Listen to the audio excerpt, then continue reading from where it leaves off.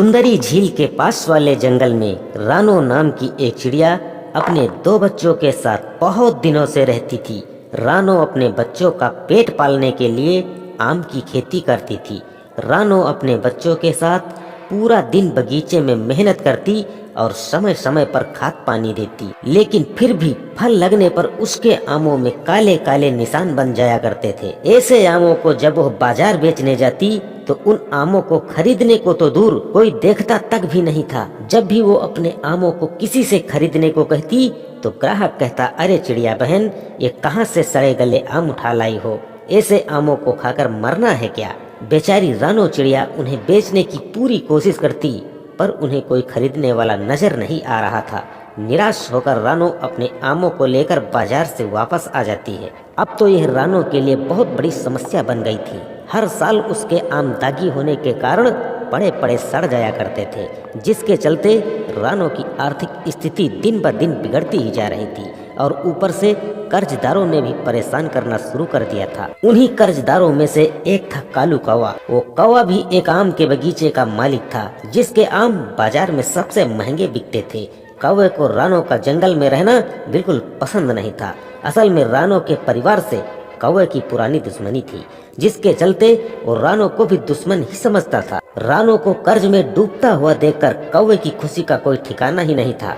एक दिन रानो के घर आकर कौवे ने कहा, अरे रानो बहन, हमने सुना है कि तुम पर कर्ज का बोझ बढ़ता ही जा रहा है। हम तो कह रहे हैं कि हमारे बगीचे में काम करने लगो। हमारी नौकरी करोगे तो कर्ज से उद्धार हो जाओगे, वरना अब तो तुम्हें बर्बाद होने से कोई रोक ही नहीं सकता। कौवे की बातें सुनकर रानो ने कहा, आज तुम जिस पैसे के नशे में चूर होकर हम पर हंस रहे हो ना कालू भैया, याद रखना एक दिन समय हर किसी का आता है।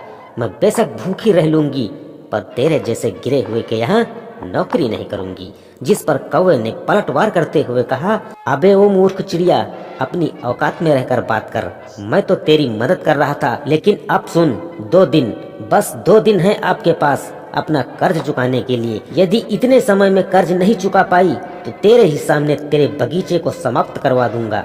इतना कहकर कालू कौवा वहाँ से चला गया। रानो के बच्चे कालू कौवे की बातें बड़े गौर से सुन रहे थे तो माँ से कहा, माँ, कालू अंकल ने तो 2 ही दिन का समय दिया है, इतने कम समय में आप इनका कर्जा कहाँ से चुका पाएंगी। बच्चों को समझाते हुए रानो चिड़िया ने कहा, बेटा आप लोग चिंता ना करें, मैं शहर जाकर किसी सेठ से पैसे लाकर कर्जा चुका दूंगी। अगले दिन रानो ने शहर जाकर कर्ज मांगने की काफी कोशिश की, परंतु शहर के सभी सेठों ने पैसा देने से मना कर दिया। शाम को बेचारी रानो थक हार कर जब घर वापस आ रही थी तो रास्ते में उसे एक घायल अवस्था में जादुई परी मिली।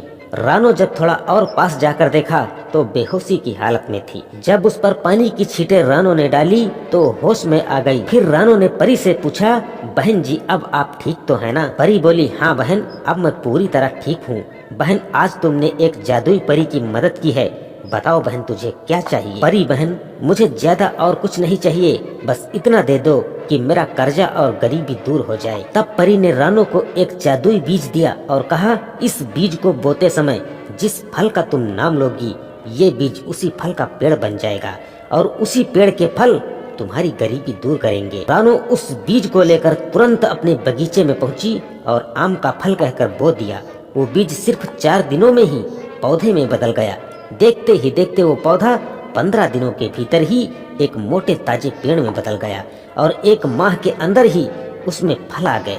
फल को देखकर रानो को यकीन ही नहीं हो रहा था, क्योंकि वो आम कोई मामूली आम नहीं बल्कि सोने का आम था। रानो तुरंत उस आम को लेकर बाजार गई और अच्छे दामों में बेच दिया। सिर्फ एक ही आम से इतने पैसे मिले कि वो कालू कौवा का कर्ज भी चुका दिया और मौज से रहने भी लगी। इतनी जल्दी सब कुछ हो जाना कालू कौवे से देखा नहीं जा रहा था, तो जंगल के अन्य पक्षियों से कहा, ये चिड़िया जो कल तक भूखी मर रही थी, अब पता नहीं इसके हाथ कौन सा खजाना लग गया है जो इतना उछल रही है। आज तो पता करके ही रहूंगा।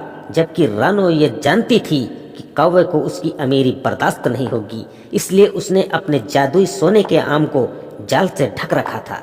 लेकिन ईर्ष्या और जल्दबाजी बस कौवे को कुछ दिखा नहीं और सीधे उसी आम के पेड़ पर टूट पड़ा और जाल में फंस गया। कालू ने खुद को छुड़ाने की कोशिश तो बहुत की, परंतु वो जाल से छूट नहीं पाया।